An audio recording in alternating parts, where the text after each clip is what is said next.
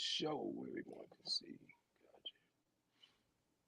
Can't take the money with you when you leave. Best believe I'ma get the cheese while around the city slinging G's. You ain't know I'm tax free. How the fuck you don't tax me? Came a long way from sitting on the porch, cooler truck riding my grannies.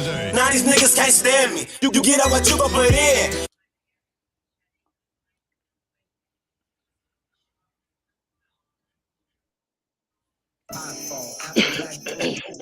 Very far away from spots where we letting the coke cook. I'm properly playing pimp, popping in iguanas with saltwater fish tanks, Oscars and piranhas. Fluffy landscape, green grass on the line. Living like a boss down with koi fish in the pot.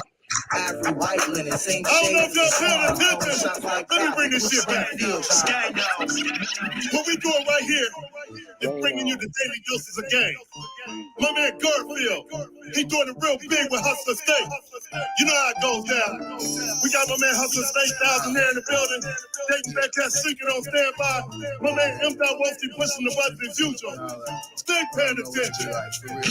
iPhone, Apple Mac Pro notebook. Very far away from spots where we letting the I'm shining. I'm properly playing pimp, popping in iguanas with saltwater fish tanks, Oscars and piranhas. Yes, sir. Fluffy landscape, green grass on the line. Living like a boss down with koi fish in the pond. Ivory white linen, same shade as a swan. Calling shots like God. Are you listening? Hoes are doing BCBG and Tiffany. Wait till they get a whiff of me, filet mignon butterfly, shrimp split fry, the Papado Gator chunk cocktail. Now look at that plate, that's Hustler State, come from hustling great. Don't be alarmed, you just entered a game farm. That's when she leaned in like Field, I want to kiss you, so official. Do a flag. Fucking daily dose of the game. Hold on, baby.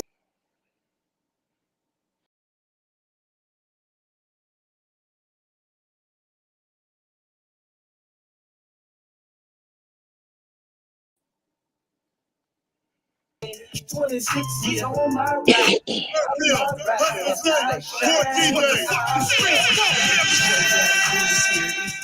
I'm fly like a Martian, peep the way I spacewalk. You can't kill it like me, nigga, just know that. Futuristic nigga, y'all just living in the throwback. It's the rhyme spitter, aka Mr. Kodak. Picture perfect moment every time I post for that. Red carpet walks and push you down to the rag. A bad chick with me got a fetish for the Jacob bag. She fuck with me cause she love that country boy swag. A city nigga, she like the way my pants sag. Her eyes on me, my eyes is on her jag. She feeling like Usher cut, she got it bad. Check, her man still on my almond joy. She just don't know I'm trying to play her just like a Game Boy. Check the whip, she love the way the paint drip and the way the 26 is fit. Cause I'm shining, baby. His six is on my ride, on my ride. And I shine when I cross that line. I'm shining, baby. 26 is on my ride, on my ride. And I shine when I cross that line. Hood Classic. I used to be in my feelings, then I turned up and got a spot. I can't say how much I made in that bitch, I just know it was a lot. I don't care no more if she love me for real, long as she love my knot. They say, Unc, you hitting them with too much drip. I know I got a mop. I put my flow in the microwave, I know I got to blow, now it's hot. I was way too far ahead of my time, I had to slow down and stop. Before I pull up to the honeycomb, I got to go round the block. Looking in blind spots for any nigga think he on the low trying to plot. Go ahead. Y'all make sure y'all go subscribe to Hankin TV, man. You feel what I'm saying? That's my boy. He put dope content over there.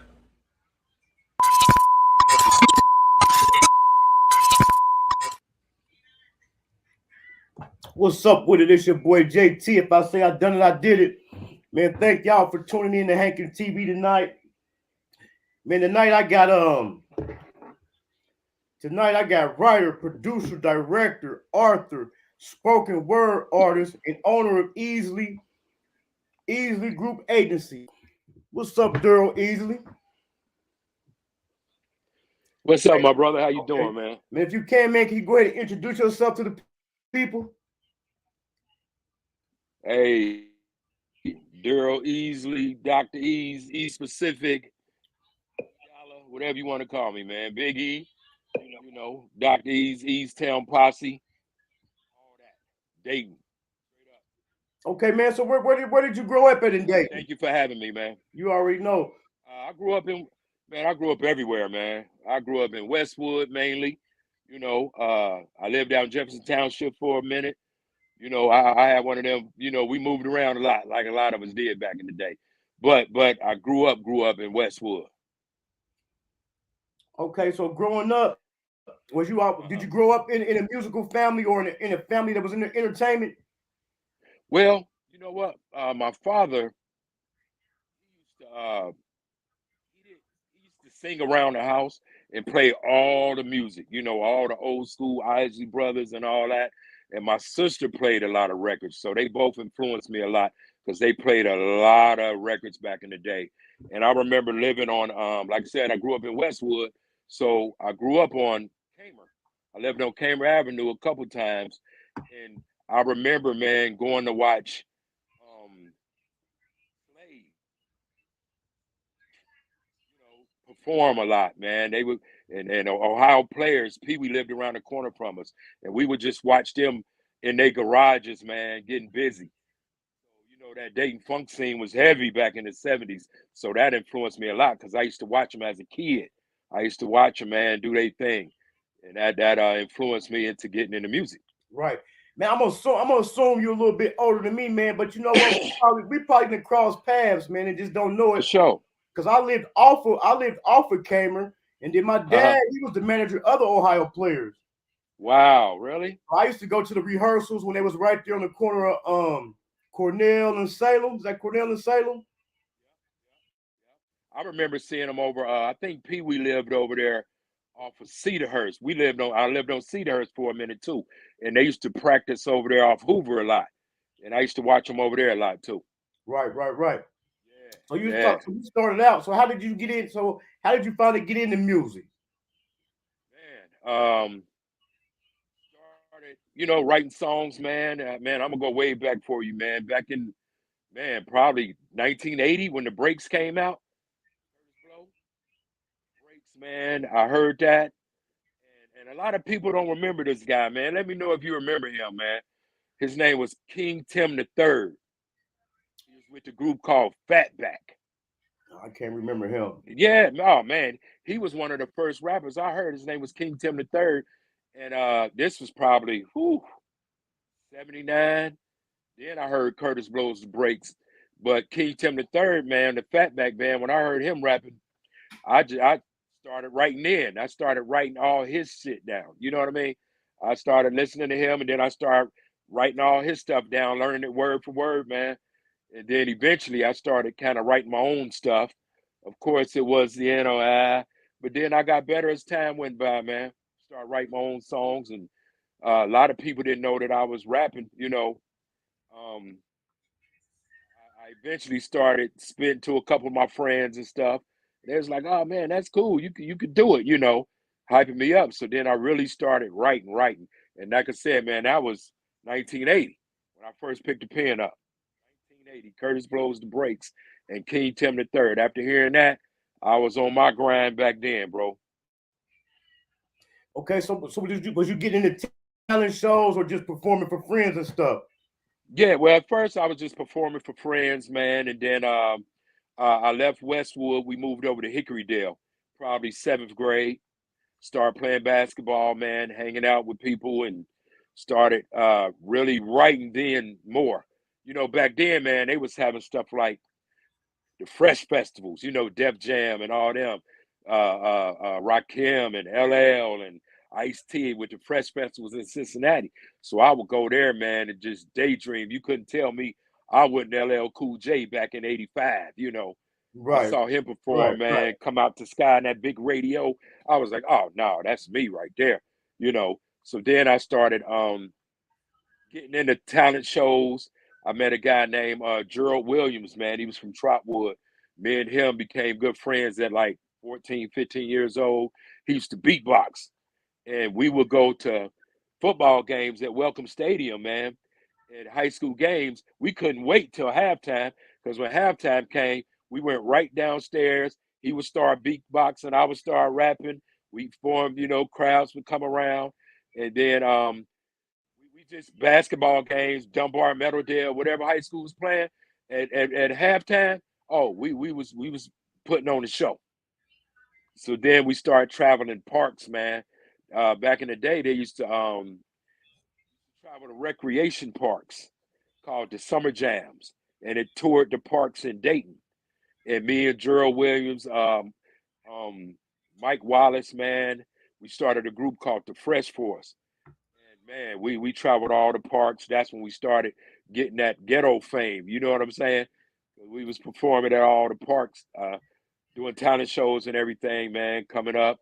The Palladium with the Hustler. He used to let us on the mic. Skate Land, man, wherever we could get on, we went and got on.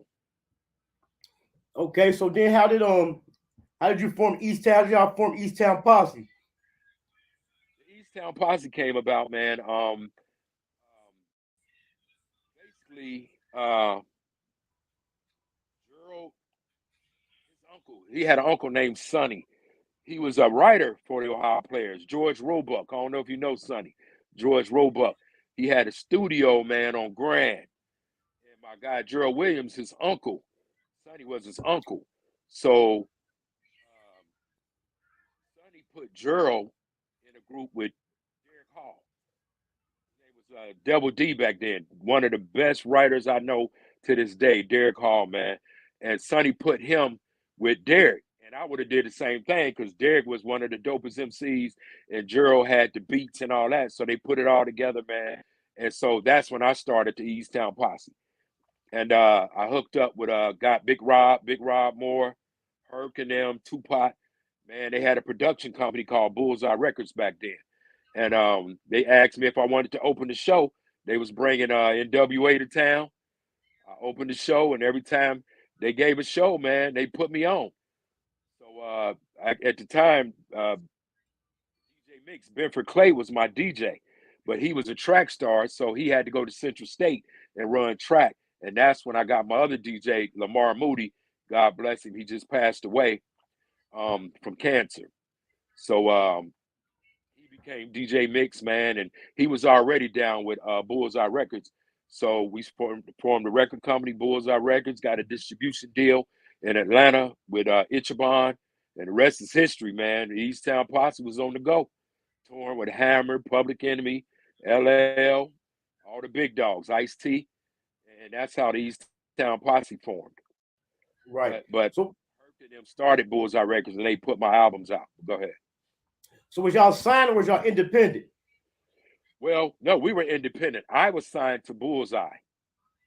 Bullseye was the first independent hip hop label here in Dayton. Like I said, they got a distribution deal through a guy named Ron Patterson, who used to work for Ichiban in Atlanta. He left Dayton and he went down to Atlanta, worked for Ichiban, and he got us the distribution deal. So we was an independent hip hop label. Out of Dayton, Ohio. Out of Dayton, and Ichiban was the #1 independent distributor in the world. So that really helped us, man. And back then, you know, they were setting us up with promotional tours, everything, man. So that's how things started really moving. But yeah, Bullseye Records, man. Okay, so how long did y'all run the East Town Posse? Oh man, East Town, man, we started in '87. Doing shows with NWA, Salt and Pepper, Chub Rock. We went from '87 to '91. 91, that's when a lot of stuff happened with, you know, Bullseye, Herc, and all them, and that's how the label disbanded. But after that, I got a deal with a company called Star Trek Records in Baltimore.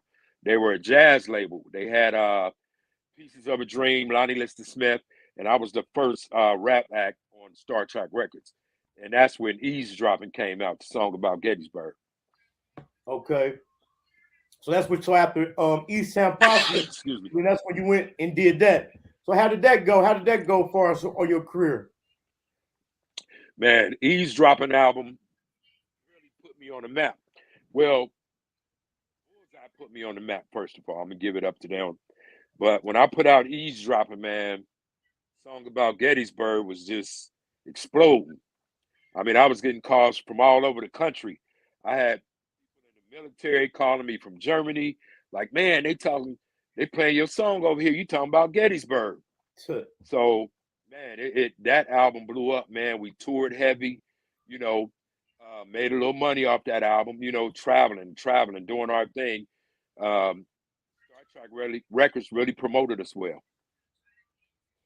So then that made you as a solo artist on that?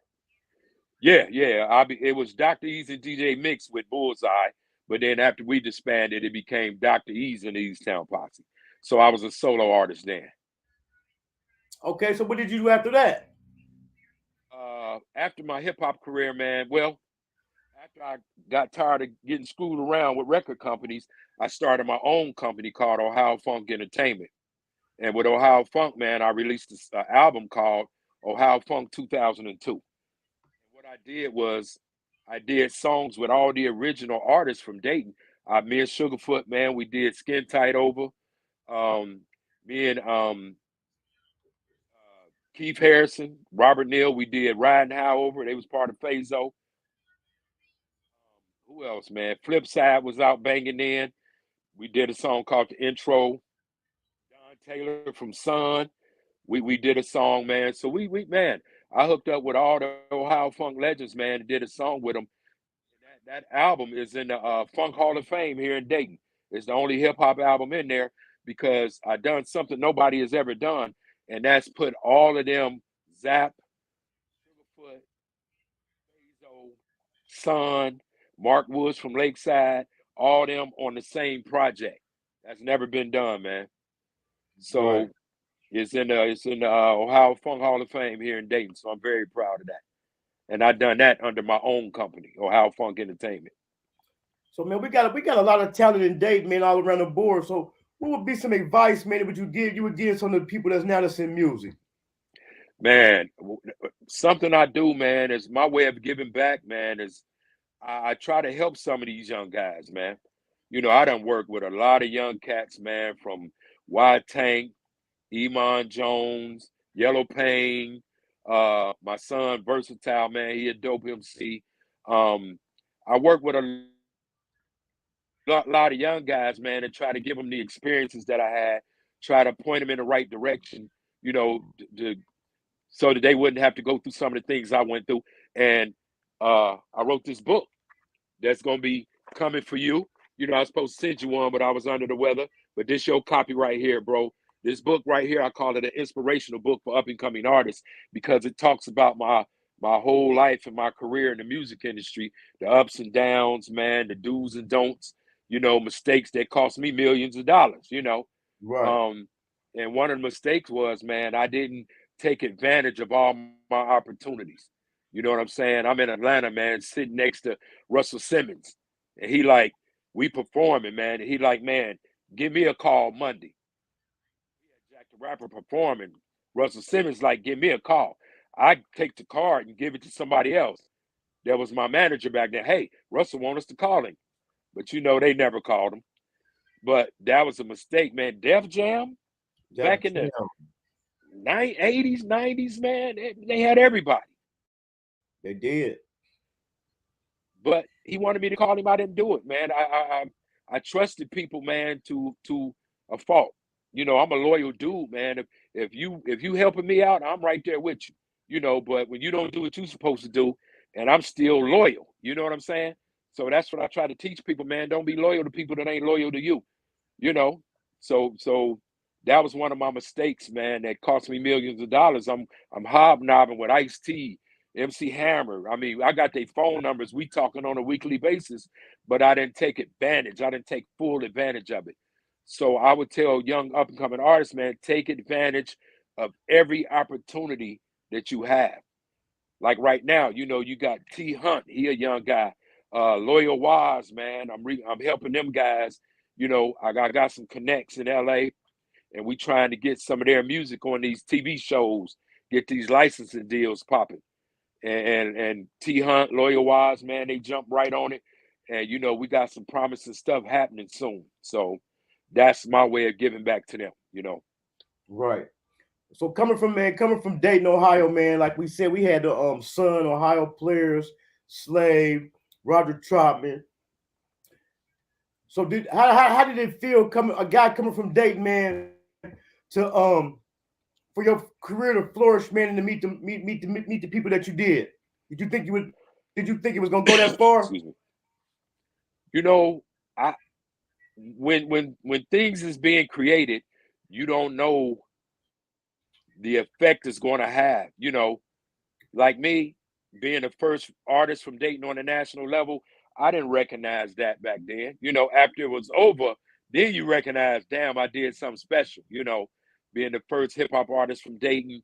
Um, every magazine, man, we was in the Source magazine, Right On, Rap Masters, BRE, Black Radio Exclusive, Billboard, and every time they would say, "How does it feel being a rap artist coming from Dayton, Ohio, the land of the funk?" You know, that was always the first question these magazines would ask. So it felt good being able to say, "Hey, I looked up to these guys," and to be not on their level but rising to their level was a blessing, you know. And to be able to meet people like your idols, like I said, LL Cool J, man, I'm looking at him like, dude, man, I used to, man, dream about being you, you know. And he Right. laughing, you know, we talking, man. And so it's really a high, man. People don't understand when you do something you love to do and you finally get to meet people that you looked up to, you're high. Not off drugs, it's just the high that you get. And then to perform in front of 10, 15, 20,000 people, you know, getting paid, it's nothing like getting paid at doing something that you love to do. So man, it was a high to just be around people like Chuck D, NWA, Ice Cube. I'm sitting with them, I'm talking to them, I'm calling them, we talking on the phone weekly, and you know, you become one of them. You like, damn, I'm really like them now. You know, so it's like you feel proud, you feel accomplished when you become like the people you looked up to. Right. So, man, we got a lot of stuff to cover, man. And I know you're a Christian man, but I got to ask you a question for the internet. Okay. By you being and made it to that level and then met so many people on that level, man, is Illuminati real? You know what? I can't answer that because I don't know. And I'm glad I never got to that level to where I would have to know if it was real or not. Um, I know the music industry is evil. I'm gonna keep it 100. You know, it's a lot of snakes in the industry. But as far as Illuminati, I never ran across anybody like that. So I can't answer that. But like I said, I'm glad I never got to that level because I'm the kind of person, man, I ain't gonna sell my soul to nobody for nothing. I wanted it bad, but I ain't wanted that damn bad, you know, to where I'm gonna sell my soul, you know. Um, I heard a whole lot of stories about Illuminati, just like everybody else. You know, I watch it on YouTube and all that stuff. But once you look into certain things and you see the symbols and signs, it's like, man, you see it all over the music industry. When Right. you see when you see them performing, if you know what to look for, you don't see it. You know, even when they throwing up the O and the threes and the diamond and all that, man, shit. Once you know the signs, you look it up, you gonna see it. So do I believe there's Illuminati? Yes, I do. Have I ever experienced anything? No. Okay, so then you went did your solo thing. So what did you do? Uh-huh. What did you do? So what did you do after that? I wrote a book. I wrote a book about all my experiences. It's called Almost There, like I was telling you. Yours being on the way in the mail tomorrow. After that, I um I became a spoken word artist, you know, became a spoken word artist, man, did spoken word for a while. Then after that, man, I just, you know, one thing about artists, man, we're writers. You know what I mean? If you're a writer and a producer, that's what you are. You just because you're not rapping anymore, don't mean that you still can't write raps. You know, so you can write for other people. You can write. That's what artists do. We write. So after music, I just started writing, like I said, spoken word. After spoken word, I wrote a novel, a book. After writing the books, I started writing screenplays. After screenplays, I started writing plays. A guy named Frank Muhammad introduced me to plays, being a playwright. He cast me in my first play. his first play called My Sister's Keeper. And after that, I caught the acting bug, man. And after doing a couple plays with him, I said, well, Frank, I can write a play. I'm a writer. He said, let's do it. So then I sat down and I wrote a play. And then after that, I turned the play into a film. So, you just utilize your writing skills no matter what it is. You're never too old to be a writer or a producer. So I started writing, and that's what I did. And then I wrote my first film called Two Wrongs Don't Make It Right. We shot it last year. I've been working on editing. There it is. I even had a premiere, but during the premiere, man, I saw some things that I didn't like. Excuse me.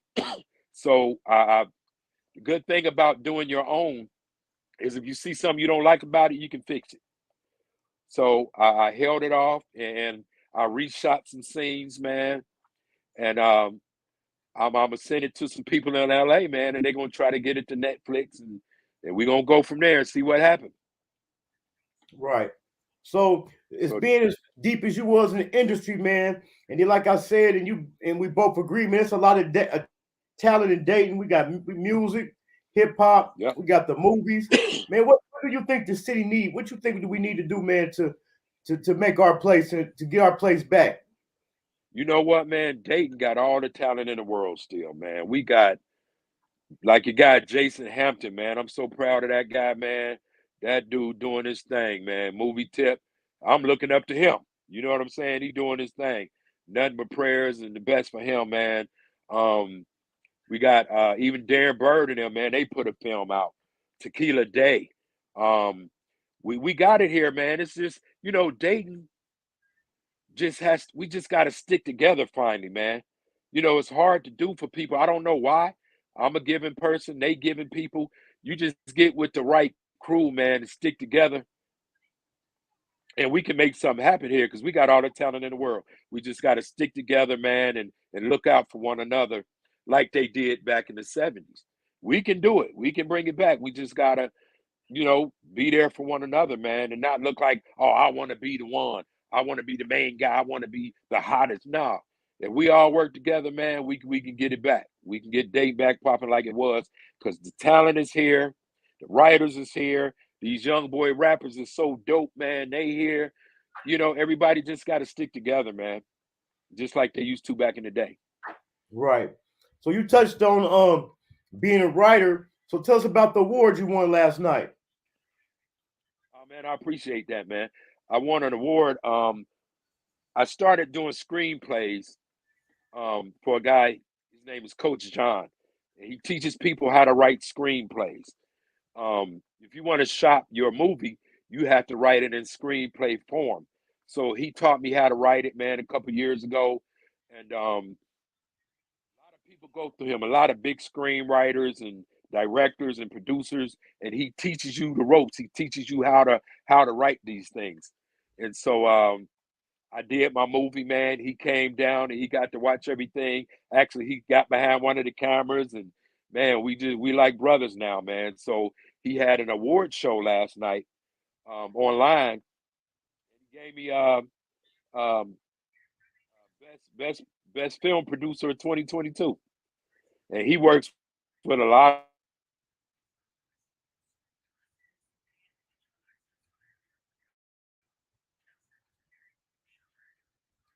Oh man, you went out. I can't hear you.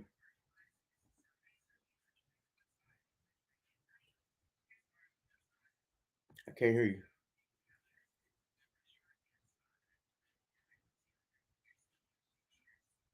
I can't hear you.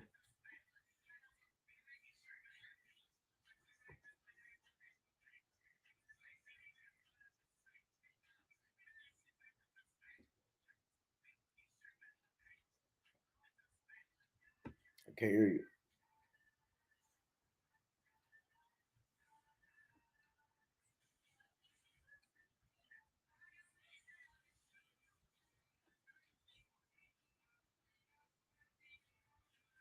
Hold on, y'all. We have a little technical difficulty. I'm gonna tell you to go out and come back in.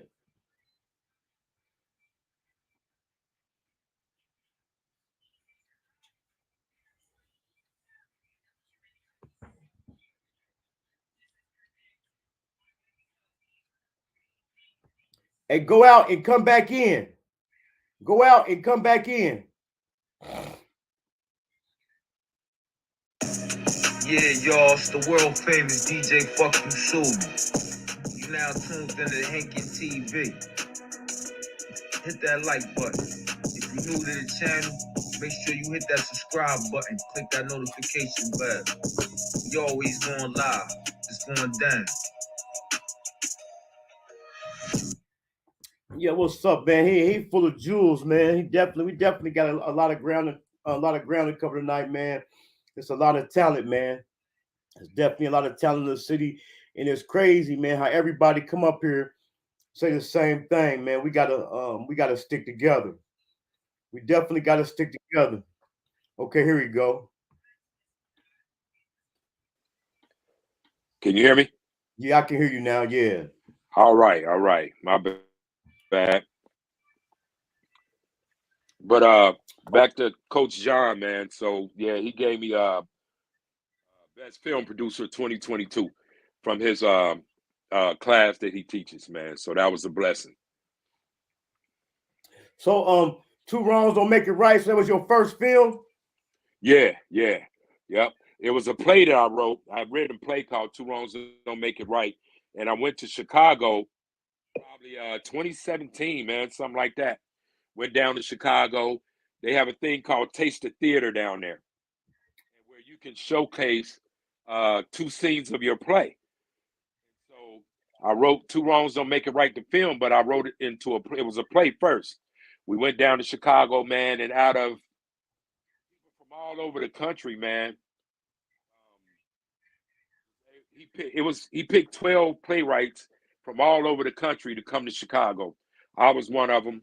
Went to Chicago, guy named Victor Gully, man, he do a Taste of Theater, and they had allowed us to do 2 scenes of our play, man, and we got I think we came in 3rd place out of 12, 13 playwrights. So that was a good thing. And then everybody kept saying, man, you ought to make it a film. You ought to make this a film. It's a good plot, good storyline.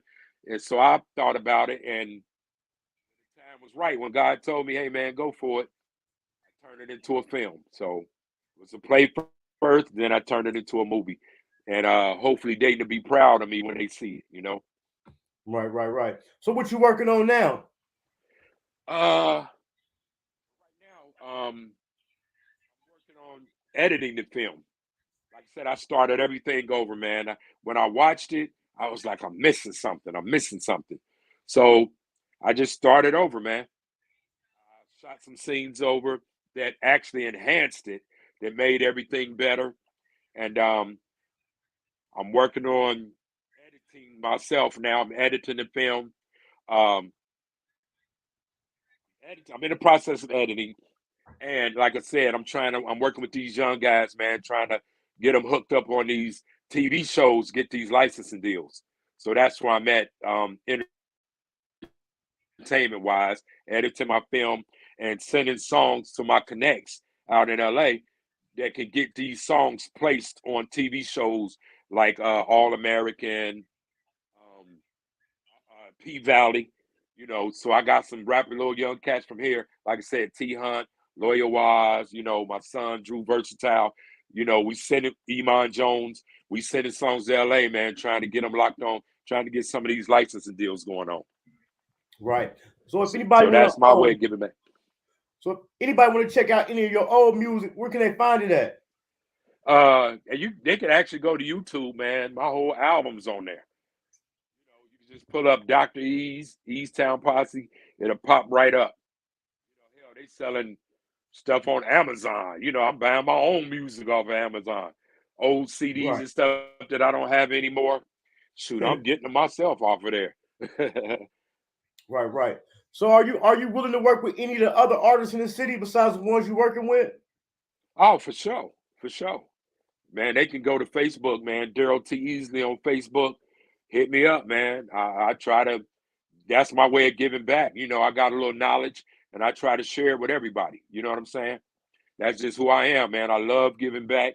I love to be a mentor to these young guys, man. And if they would be willing to listen, I'll be willing to share. Right. So I do remember you saying LL Cool J, man. So who else are some of the people you was inspired by? Oh man, Public Enemy. You know, I was a huge Chuck D fan, man. Of course, Run DMC, but Public Enemy, Chuck D. That was my oh man, that was my guy. I was like, man, Chuck, man, that Public Enemy, yeah. Like I said, Ice T, because he was so cool with us, man. Ice T was one of the coolest guys I ever met on the road and stuff like that, man. Hammer was good people too. You know, we had a relationship. Me, Hammer, um, like I say, Chuck D, MC Ran from NWA. We were cool. Um, just everybody in the industry back then, man, was so cool. And everybody was so different. You know, like today's music, you can go number one sounding like the person at number one, you know. Right. But back then, man, they if you sounded like somebody else, they like, no, we already got somebody like that. Now it's like everybody sound like everybody. So I like people that's different. You know, I like people flows different, man. They styles is different, and it's not like everybody else. You know, that's who I like to deal with. People that's on a different level than what you hear on the radio. You know, I like different. If you're not different, I'm still willing to get with you and share information that I have with you because you from here. Right. So I know you said you waiting on the film to get to redo the film and stuff. Do you have any other upcoming projects? Uh, I got a big project called Negligence, man, that I'm working on. It's real true to my heart because it's a story about my mom. Um, she died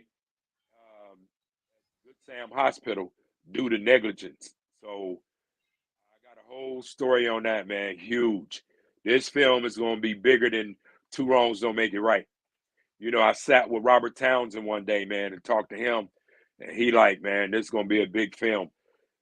He just didn't have the time to help me do it, but he told me some stuff about some things that happened to his mom too. So Robert Townsend said, "Man, do your thing. This is going to be one of the biggest things you ever worked on." So it's called Negligence. You can be on the lookout for that. Right. Now I'm a filmmaker myself, man. And I'm sitting here, I haven't started on it, man. But I think I'm gonna shoot a dating documentary, man. I'm definitely want to have you in it, man. Hey, I'm there, bro. I'm there. Oh, one more thing I'm working on. I didn't mean to interrupt you, but um, we're doing a film called Sessions. It's a hip hop horror story, and it's going to be shot in Atlanta. Um, got some big people in it, man. Some big Clive Davis is in it, Curtis Blow, uh, Freddy Krueger, Jason, the real Freddy Krueger and Jason. You know, this is going to be a huge film. It's got a big budget behind it. I'm the uh, key second assistant director on this film, so we're going to shoot that sometime first part of the year. That's going to be huge. We go to Atlanta. We're going to be shooting on the land that Tyler Perry used to shoot on before he got his studios. It's called the Aru Brothers Studios, and this is where Tyler Perry filmed Ruthless and what's that other movie? Well, a lot of his films he filmed there on the Aru Brothers lot. So we're gonna be on that lot. We're gonna be in Atlanta for 4 weeks, just getting it in, and I'm the key second assistant director on that, and it's called Sessions. So be on the lookout for that. That's gonna be it's a big budget, big money behind it. So, and after that, we're doing a film called 14 Knots, and it's got Michael J. White in it. So I'm gonna be behind the scenes on some upcoming big films that's gonna be bigger than mine. You know what I mean? So, Right. but by me doing that with them, it's also helping me get in the door to be able to present my stuff. You know what I mean? So I got Sessions, a couple more that's going to questions. be a big movie. I got a couple more for you, man. You mastered the music game. You got your feet Uh-huh. wet in the Arthur game, man. What's some advice you would give to the upcoming filmmakers in the city? Man, I would just say, do you? You know what I mean? Everybody got a story, man. That's the thing people need to understand. One thing black people do is that we think of something, we don't go after it. This guy told me, he said, do you know where the most biggest stories are? I said, what, television? He said, no. He said, the graveyard. Because we as black people, we come up with ideas, but we never follow through with them. So I would tell people, man, no matter how small you think your idea is, finish it. You'll never know if you don't try. So even you might think, oh, it ain't good enough. You don't know that.